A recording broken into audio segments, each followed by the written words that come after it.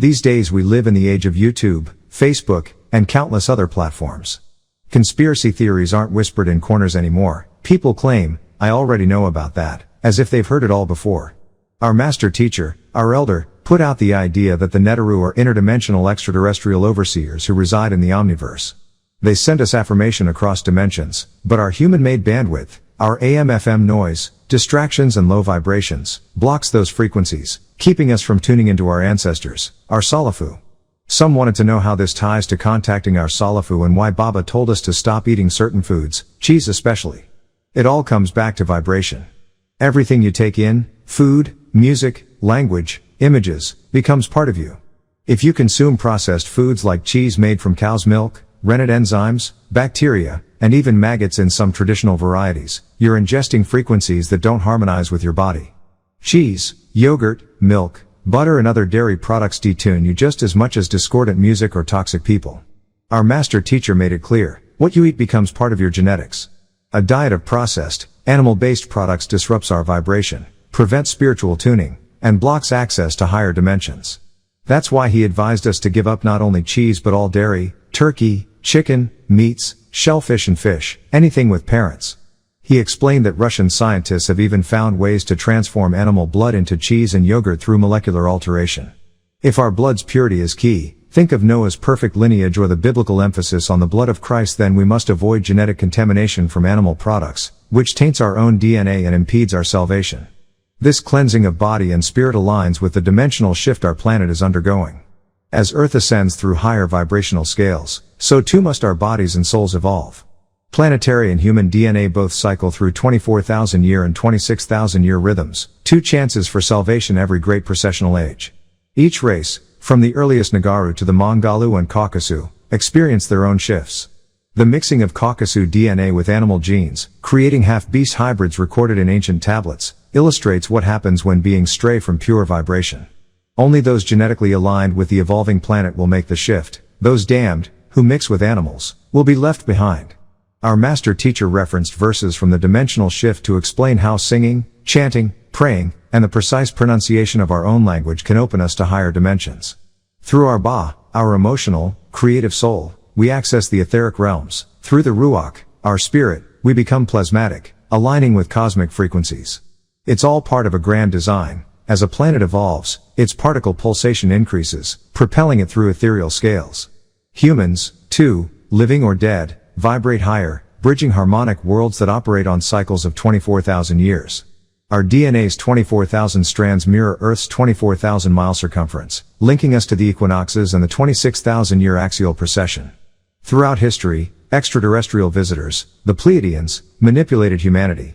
They used albino Nagaru to breed hyper-aggressive, half-beast hybrids, mixing pig, canine and simian DNA to survive on Earth. These sick human beasts inherited their creator's murderous natures, prefiguring the biblical Nephilim and the mighty men of Genesis 6:4. But what they created could never harmonize with the unfolding dimensional shift. When you ask, who sent these overseers? Why did they guide us? Know that our master teacher, and reformer, came as a warrior to lift us from mortals to immortals, from humans to gods. He said, I am your reformer. To reshape you as you were first shaped, in God's image and likeness, I must strategically realign each of your 76 trillion cells, turning them inside out with divine information. He packaged millennia of cosmic knowledge into scrolls and books, heavy texts he invites us to lift with our minds, read, study, research and take notes so we never accept belief without verifying facts. That's why, from 1967 onward, his question and answer classes, once called newcomers classes, never charged a fee. Instead, he urged students to bring paper, pen and their own scriptures, Bible, Quran, holy tablets, to record actual facts. Don't believe me, he'd say. Check it out. Because religion is belief without proof, but this path is founded on research and living evidence. He also taught us about love.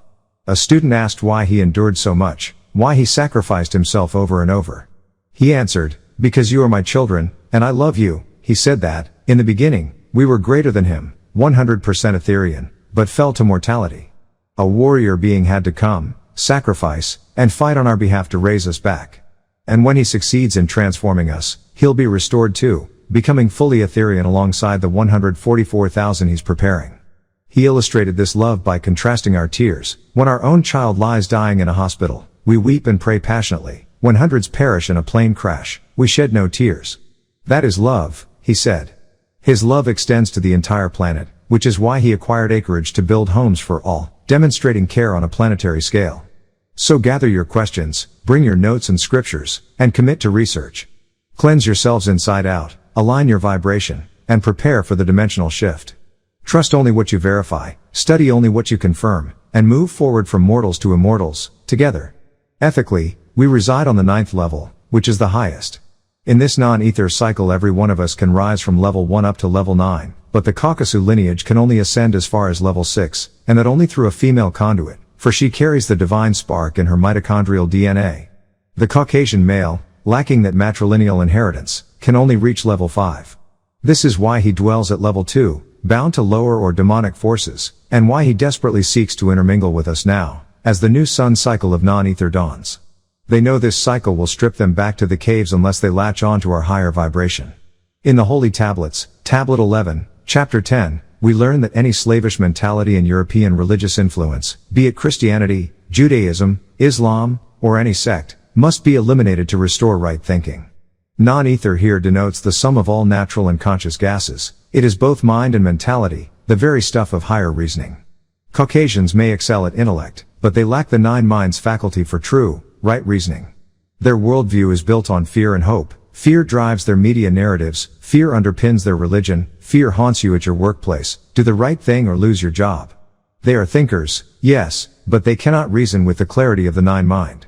We, however, carry that capacity in our genes, and until someone from the 9 mind comes to lift us from the 6 mind, we remain in their limited orbit. That someone is our oversoul, who awakens us to think together, to grow in 9 mind consciousness, to question and uplift one another. Right thinking leads to right action for liberty and equality, with the help of the forces of nature. These words remind us that our path is not solitary. Nature itself aligns with those who reason rightly. On the question of melanin versus pigmentation, melanin is the pigment that gives living beings their hue, whether flower or flesh, while pigmentation is the end result, shaped by environment. A blue flower, for instance, carries abundant melanin in its cells, but the exact shade emerges from environmental instructions encoded in its DNA. Our brains and organs, too, are encoded bodies of melanin. Caucasians possess melanin, but only recessively. They lack our robust form, making them vulnerable to sun, cold, heat, and moisture in ways we are not. Regarding the pyramids of Egypt, the true story lies in tone, sound, vibration, and DNA. The pyramids are not tombs but electromagnetic receivers, tuned to the F-sharp harmonic of our planet. Their massive stone structures, limestone, granite, even jewels, resonate in frequencies from 19 Hz down to 0.5 Hz, imperceptible to mortal ears yet sculpting our genes. Just as you can blow across a bottle's mouth to produce tone, so the wind across the pyramid shafts activates chambers attuned to cosmic frequencies, linking Earth to stargates. Our brains are quantum computers, processing photons, light particles, and phonons, sound quanta, from out formation, information streaming in from beyond. Every 25,000 years we renew ourselves, perfect our genes, and reclaim our mastery. The rule of the devil time is up. It is our season to rule ourselves through self-knowledge. Distractions, music, pleasure, money, are the traps set to keep us from awakening the divine within. But when you remember your genetic heritage, when the sight of a pyramid sparks recognition of your dormant powers, you ignite that inner miracle. As an artist whose gifts emerged naturally from Tamara's teachings, I know that creativity lies in our genes, waiting for nurture. In you, your sister, that young child, lies an explosion of possibility, waiting only for nourishment of self and kind to awaken and ascend. On gold and its relation to black people, our teachers brought us Mafkuzat, the sacred science of alchemy. True monatomic gold, the white powder of high-spin metals like gold, iridium, rhodium, palladium, platinum, osmium, ruthenium, affects our pineal gland, boosting melatonin and serotonin production and reactivating junk DNA and the 4 higher senses. This elixir is not the marketed liquid gold of muscle supplements, but an ancient tool of ascension, a sweet, impalpable powder that transforms our being. Genesis itself hints at gold's sacred role. In chapter 2, verse 9, God halts creation to note that the gold of Havilah, Ethiopia/Africa, is good, agreeable, and fit for its purpose. Why pause? Because gold was meant to serve us, to be our mediator with spirit, and Adam's task to till the soil reminds us that our first labor was to work in harmony with the earth's bounty. Gold's unique physicality, ductile enough to be hammered into sheets thinner than paper, mirrors its spiritual role, the thinnest veil between worlds.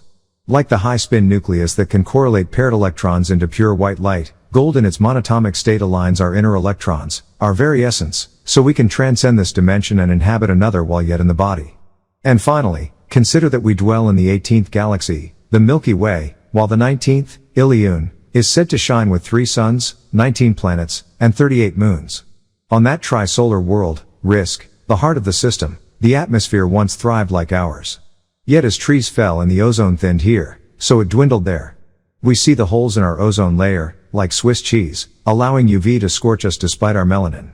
The destruction wrought by those Celtic invaders of old echoes now in our own neglect of nature. It is time to cease their rule, to reforest, to heal the sky, and to reclaim our place as stewards of creation. On the planet Risk, a technologically advanced civilization once thrived under the glare of 3 ultraviolet suns. Over time, the harsh radiation began to degrade their world's delicate systems, and the inhabitants resolved not merely to evacuate but to repair their dying home. Their planet's periodic table boasted some extraordinary 1,000 elements, yet gold, so abundant on Earth's 99-element roster, was completely absent.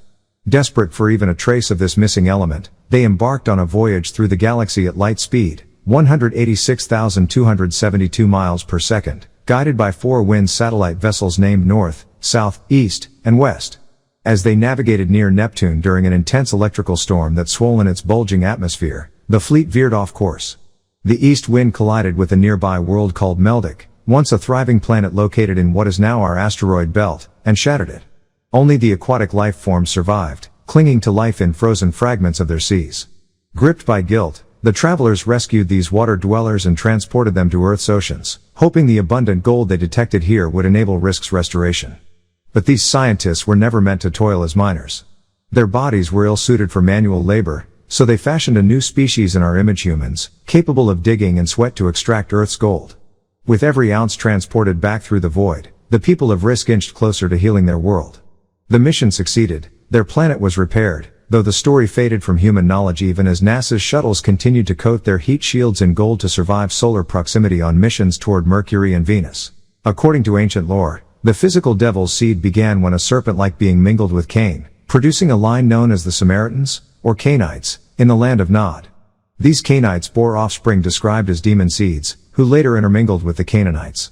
Through such unions, they gained dominion over the Canaanites, breeding even with Canaan's dogs, thus giving rise to the proverb that the dog is man's best friend. Over time, the 11 tribes descended from these unions fractured into 2 primary lineages, each marked by a curse of leprosy recalled in Leviticus 13:3, one manifesting as blonde hair, translucent skin, and pale blue eyes, the other as red hair, green eyes, freckles, and reddish-pink skin. These red-haired tribes were said to consort with reptilian little people, the Irish leprechauns or Swiss and Scandinavian dwarfs, themselves purported hybrids of reptilians and humans of diverse races. Beyond these, there existed the hairy tall ones all labeled evil and accused of spreading disease, war, hatred, and lust across earth. In Ezekiel 16:4, God reproaches Jerusalem, likening her birth to a forsaken infant who was never cleansed or swaddled. Thy navel was not cut, neither wast thou washed with water. Jonah 3:8 further urges both man and beast to don sackcloth, repent, and cry out to God's judgment. This imagery evokes the cleansing of leprosy in Leviticus 13-14, where ritual purification restored the afflicted to community. Early on, these Kakusu peoples learned civility from the patriarch Abraham. What he taught became their religion, Jewishism, yet to outsiders it appeared a cult, conflating culture with religion.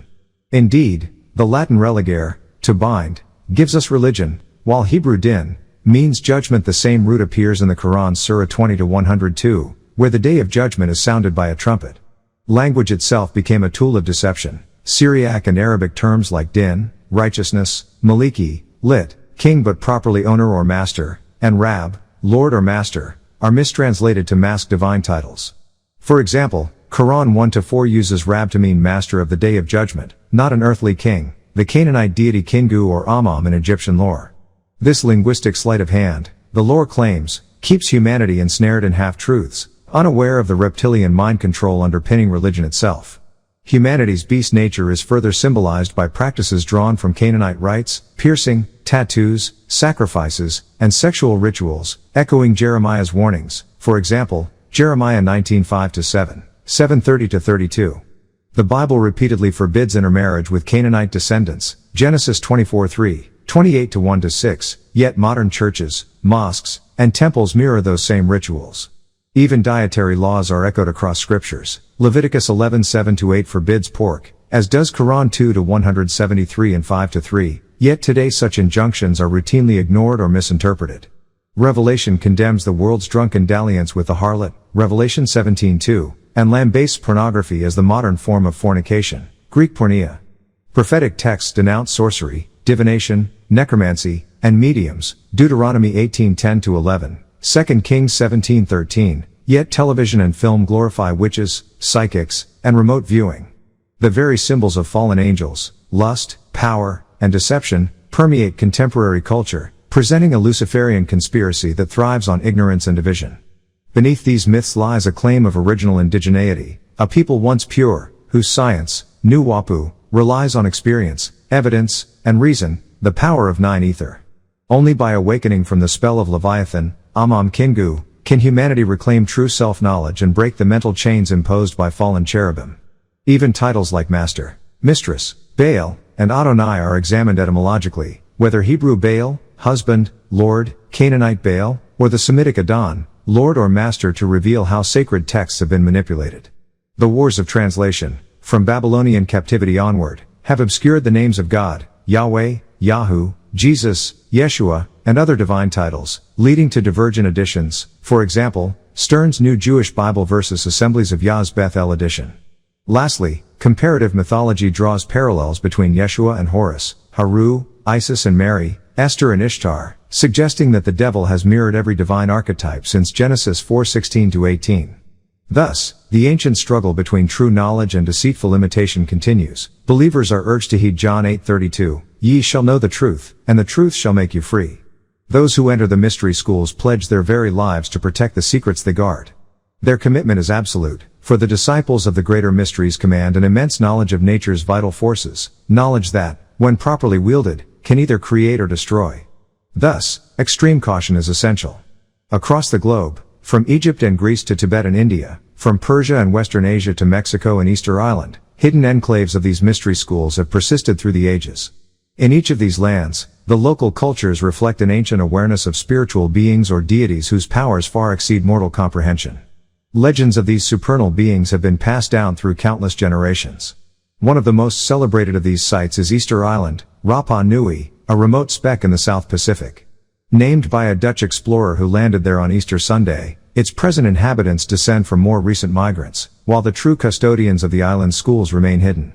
To guard their mysteries against the curiosity of ordinary islanders, the elders carved hundreds of colossal stone statues, moai, positioned at key locations. From afar, these figures, with their massive heads, distorted features, and stern expressions, seemed almost monstrous. Yet it was the elders' own activities, worshipping, teaching, performing rites, that inspired the islanders' legends, chief among them the tale of the Rapa Nui, or Birdman.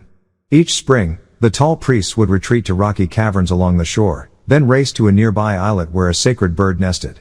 The priest who returned bearing the first laid egg became the Birdman for the coming year, wielding great power for himself and his tribe.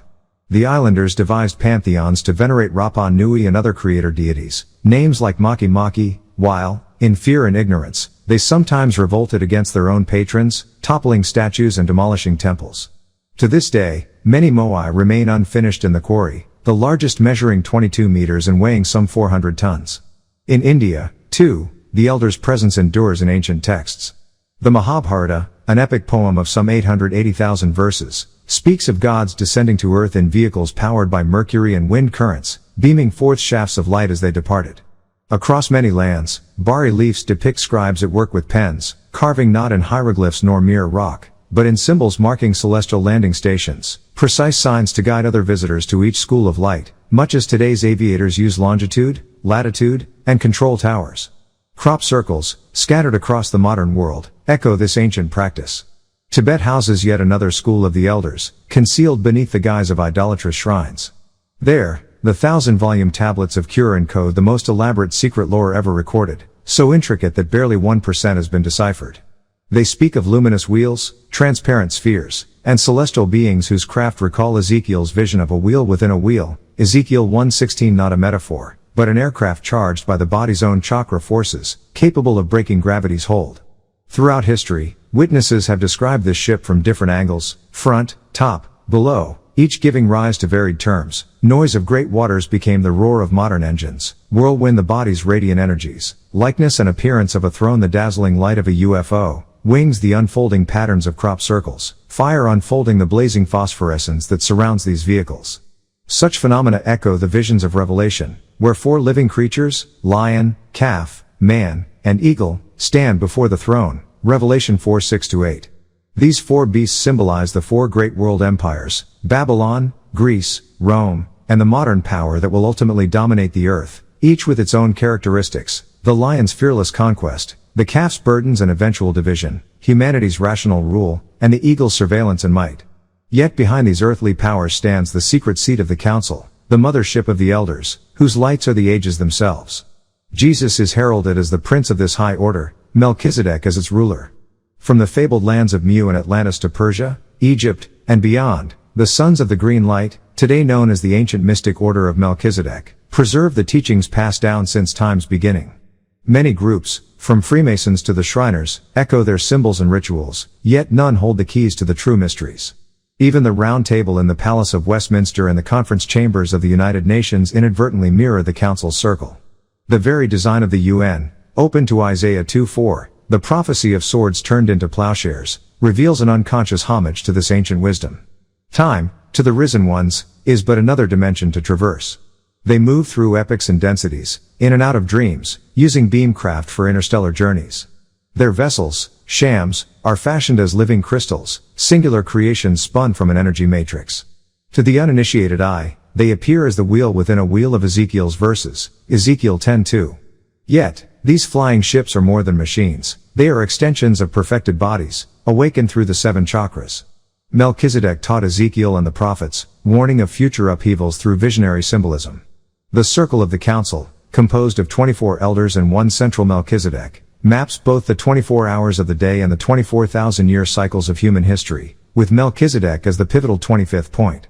Thus, the first living creature, a lion, foreshadows a mighty empire, bold and unyielding. The second, a calf, symbolizes a burdened realm that eventually fractures. The third, a man, reflects an empire governed by intellect alone, neglecting spiritual law. The fourth, an eagle, signifies a power of vast surveillance and strength, its wings bearing the weight of destiny.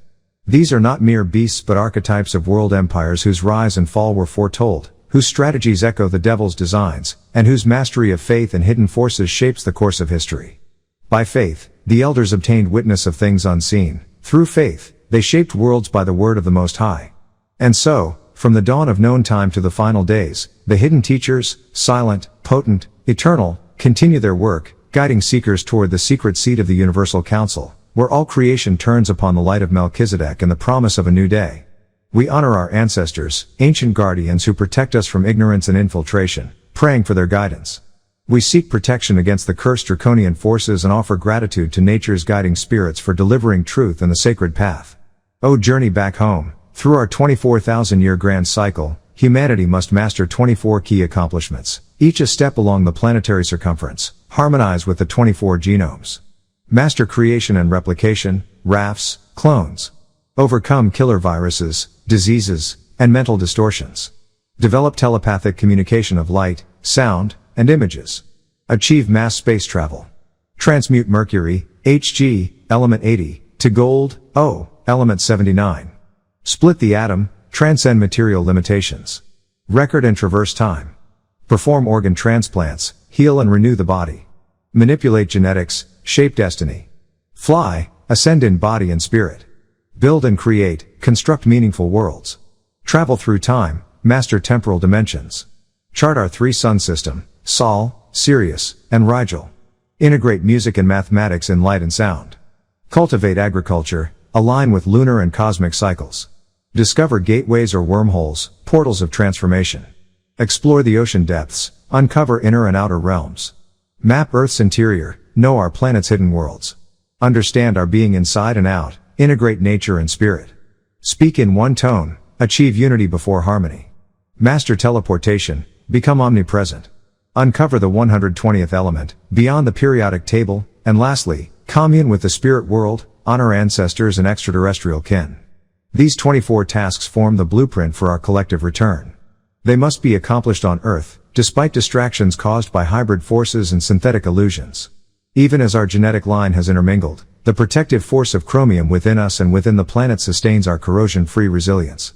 As we navigate the close of a 6,000-year cycle and the greater 24,000-year equinox, we stand at a pivotal energetic transition.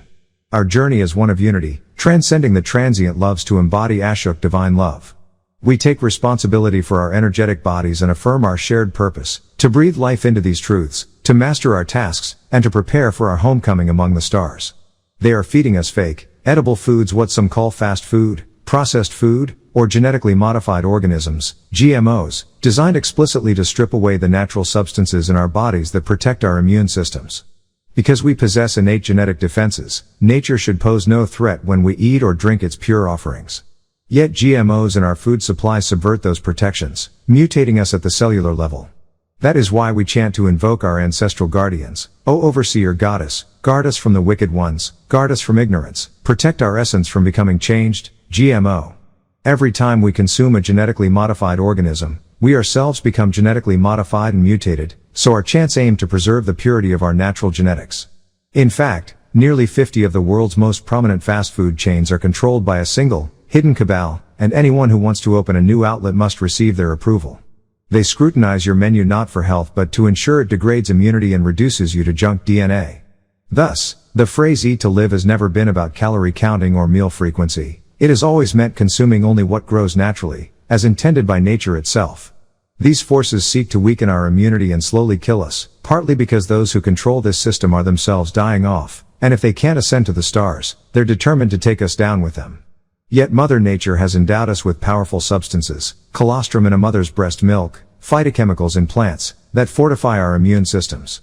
Natural, earth-grown foods supply the very elements we were gifted with at our creation. Africans possess the planet's strongest immune systems. They can drink water anywhere in the world without fear of illness and have survived countless plagues that decimated other populations. Even after centuries of hardship, it is a testament to our resilience that we endure. However, when people of African descent who have intermarried with other populations return to continental Africa, they often fall ill drinking the water, proof that their immunities have been compromised by living in another's image and consuming that which weakens them.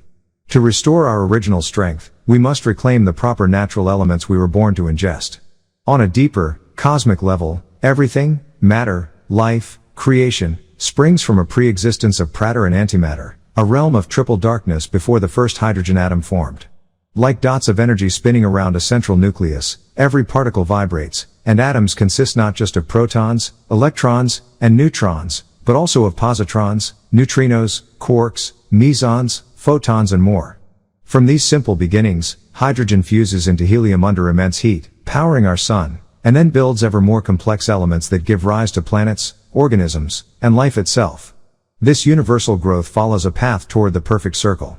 Just as a raw, rough stone, when tumbled over and over, smooths itself into a perfect orb, life condenses into spheres. Chromium's 24 protons and electrons complete a perfect element, as 24-karat gold signifies perfected humanity.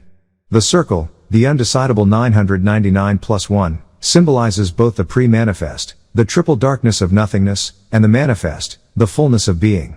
It is the orb of all creation, the supreme form in which the omniverse, time, space, matter, unites.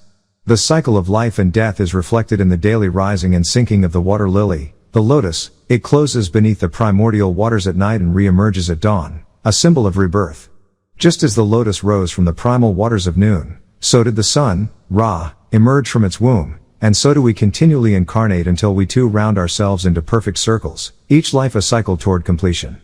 Perspective itself is part of this cosmic geometry. A square, rigid, angled, limits us to individual viewpoints, understanding, whereas the circle frees us to overstand, to see beyond any single perspective toward what is best for all. In rounding ourselves out, physically, mentally, spiritually, we transcend narrow angles, embrace the unity of matter, time, and space, and align once more with nature's perfect, eternal cycle.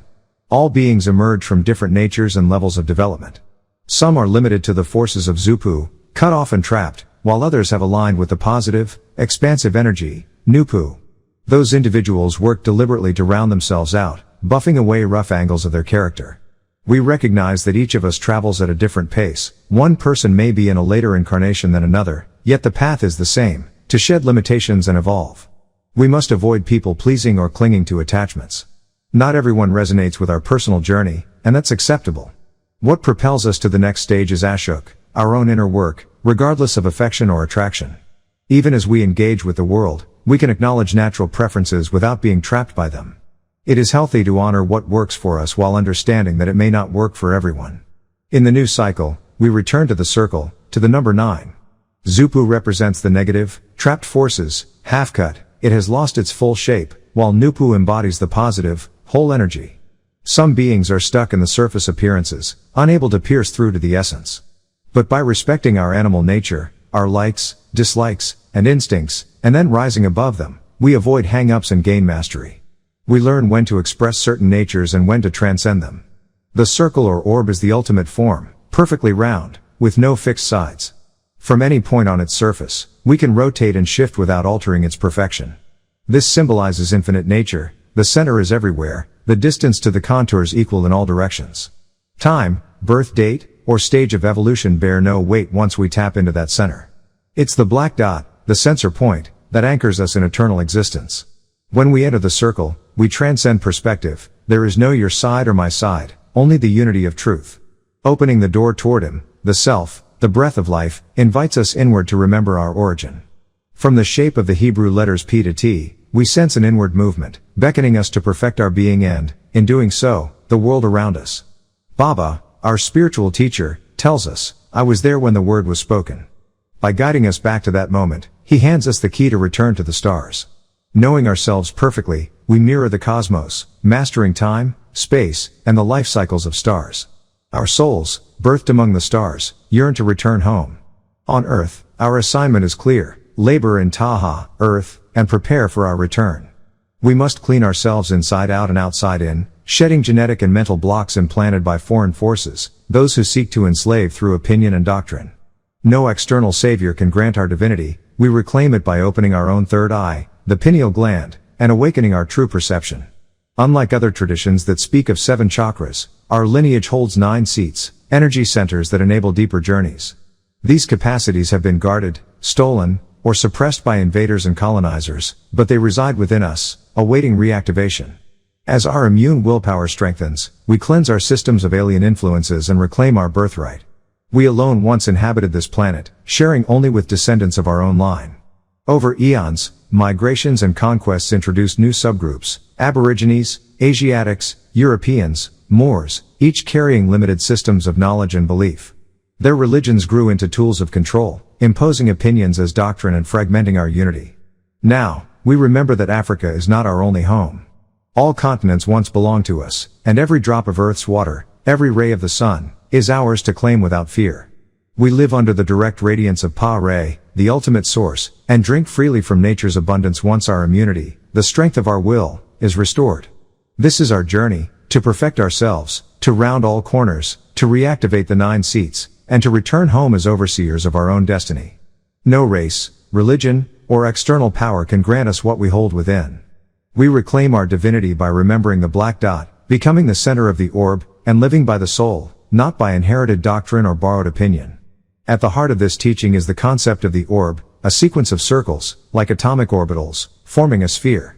Baba invites us to study the elements. Fluorine, the 9th element on the chart, is a gas whose etheric counterpart can influence consciousness, though not to lull us to sleep, but to render us more controllable.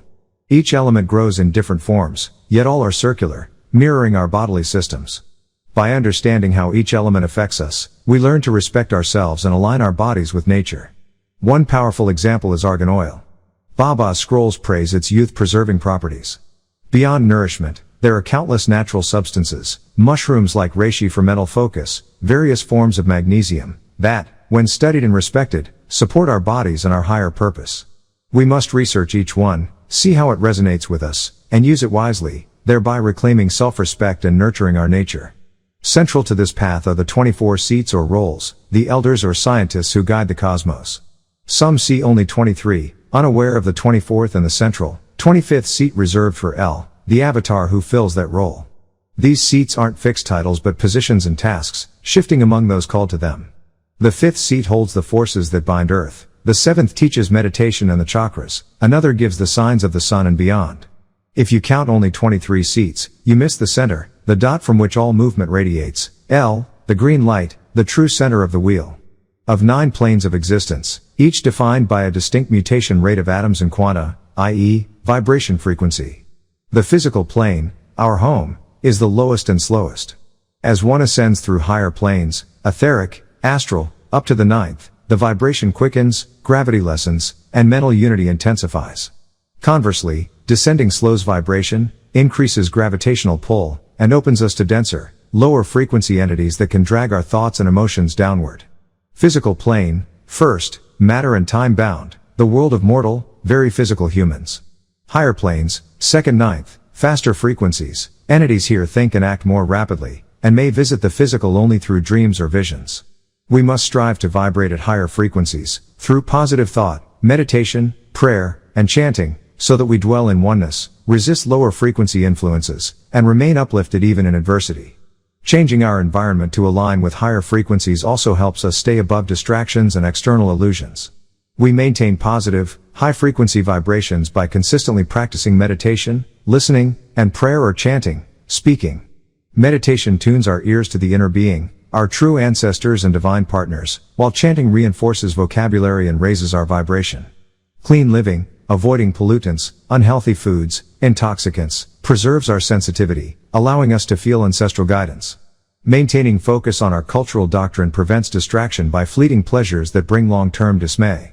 Cultivating gratitude and positive outlooks, even amid challenges, keeps our minds fast-moving and resistant to negative influences. Each individual comprises 4 interpenetrating divine beings, each made of the same atoms but existing with different mutational rates, i.e., vibration levels. Because atoms are mostly empty space, these 4 beings occupy the same space without interference. In ancient Egypt they were known as physical body, subject to time, temperature, chemistry. Etheric or vital being, shapes and renews the physical form. Soul, emotional and conscious essence, and spiritual self, rational, creative astral being linking to higher realities. Only the physical self depends on time and matter, the others exist beyond those constraints. When we dream or meditate, we may visit higher planes or even glimpse past and future events, though deep future travel can cost us portions of our present life. Our ancestors and relatives who made it dwell in higher planes. A being operating on a higher plane can naturally discern and visit lower planes, much like a 9th grader comfortably reviewing 8th grade work. We may even traverse the 9 air pockets of space and vision, though true mastery requires patient study, meditative practice, and gradual vibration raising. Patience, persistent study of the scrolls, and community support ensure we don't skip crucial steps in our spiritual development. As we uplift ourselves and one another through genuine greetings, mindful living, and devotion to the doctrine, we become living embodiments of the Master's teachings, ready to ascend to higher planes with grace and purpose. The human being exists on multiple planes of reality, each corresponding to an aspect of our true self. At the most basic level is the physical plane, where our bodies reside, constantly aging and renewing themselves with the materials we take in, food, air, water. Above it lies the vital or spiritual plane, the realm of the vital being, sometimes called the Ru, which coalesces around and maintains the pattern of the physical form. It is this vital essence that gives us recognizable shape from month to month, sustains the life processes of plants and animals, and governs the healing of wounds and recovery from disease. Next is the soul plane, the domain of the emotional and astral self, the Rupa or astral being. Those who possess a soul extend beyond the spiritual plane into this realm. Without a soul one cannot pass beyond the vital plane. The soul, our seat of consciousness, emotion, creativity, and divine connection to the oversoul, serves as our link to higher reality. Clairvoyant individuals who develop their clear sight gain glimpses of the transcendent beauty of this plane, giving rise to the human idea of heaven, a place of radiant light and color, beyond all the illusion and suffering of the physical world. Above the soul lies the mental plane, where the highest aspect of our being resides, the mind or manas. This mental being is the divine, creative mind capable of shaping reality through thought and intention. Unfortunately, most mortals remain unaware of their own mental powers, relying instead on the inherited stories and concepts handed down by previous cultures, often false mixtures of myth, superstition, and half-truths. When one fully awakens and develops the mental plane, mastering one's creative intellect, one becomes both truly free and immortal, transcending the endless cycle of rebirth. Between these realms flow both benevolent and malevolent forces. Divine beings of light vibrate on these planes in harmony, but there are also lesser, disruptive spirits, divinely disagreeable entities, who seek to confuse or possess the unwary. They may impersonate loved ones who have passed on, slipping into our awareness by mimicking the familiar patterns of spirit and tone. Only by raising our own vibration, through chanting, purity of diet and breath, spiritual practice, and clear vision, can we discern true guidance from imposters and safely traverse the levels of existence. Contacting the higher realms requires both inner sensitivity and the right tone.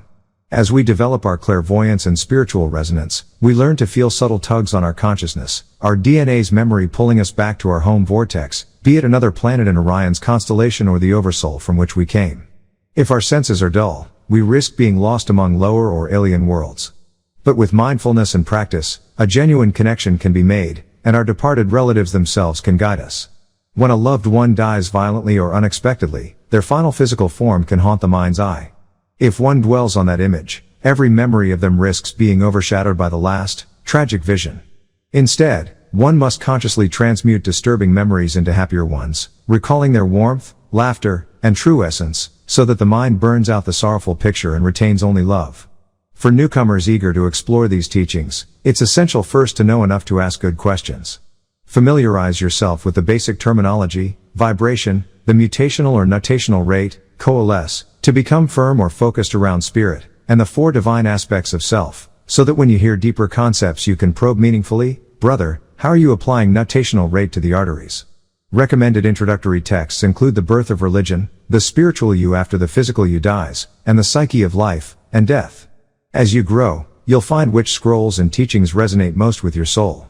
Ultimately, this body, spirit, soul, and mind exist together in a single vessel, each vibrating at its own frequency. By cultivating clarity, compassion, and discipline, purifying what we eat and breathe, chanting, meditating, and engaging the mind's creative power, we awaken the divine within, becoming living bridges between earth and the vast, luminous realms beyond. Language itself is a kind of spell, a framework that both liberates and confines us. We become entranced by the repetition of familiar words, until we accept certain ideas as inherently right or true. Every major religion begins with this very notion of the word. From Genesis' "In the beginning was the Word," to the Quran's assertion that God's first act was speech, illustrating that creation itself is rooted in divine utterance. If language is vibration, then religion is vibration distorted, the same primordial sound, bent to countless interpretations, each claiming the mantle of truth. Across cultures, we find two kinds of teachers, those who wield correct knowledge and those who twist it. The Hebrew term for host, Saba, originally meant angelic beings or messengers, yet its spiritual descendants on earth carry either illumination or distortion.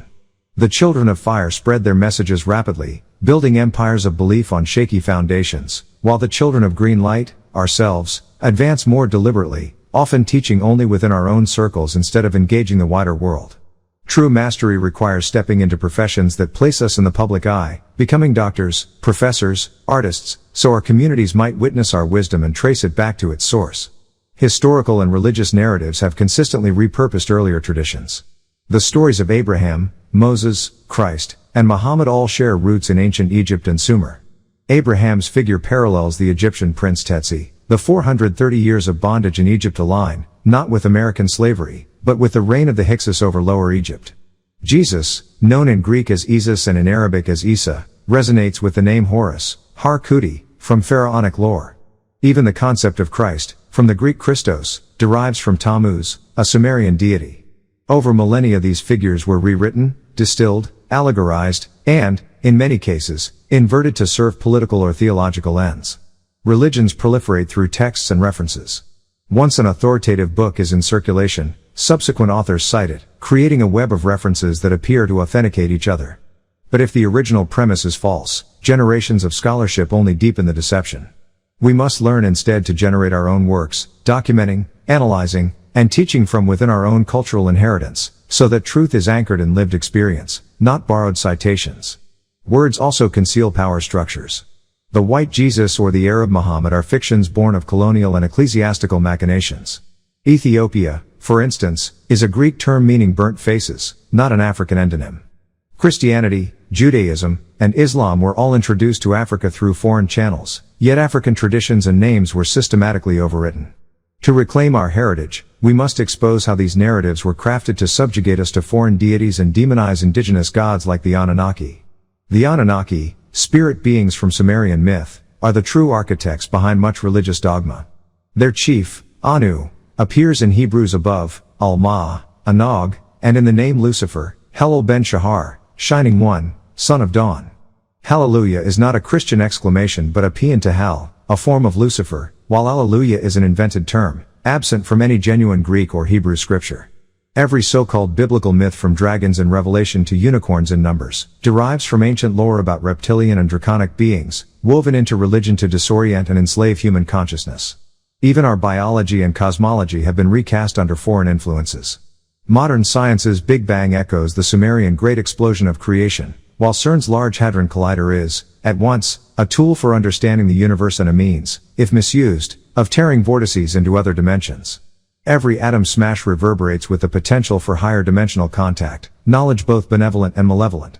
When Hebrew Israelites claim a 400-year bondage here in America, they echo the Hyksos rule in Egypt, not the transatlantic slave trade, an event no community should equate with outright slavery but rather with a crime against humanity, kidnapping and forced labor. Before European contact, African peoples, Nubians, Nuba, inhabited these lands millennia ago, long before any continental drift stories could apply. To reduce our history to a single chapter of biblical allegory is to ignore the vast timeline of our people's presence and contributions. As we awaken to these truths, many will recoil. Religions thrive on the inertia of tradition, on unchallenged chants and rote rituals. But knowing the truth sets us free.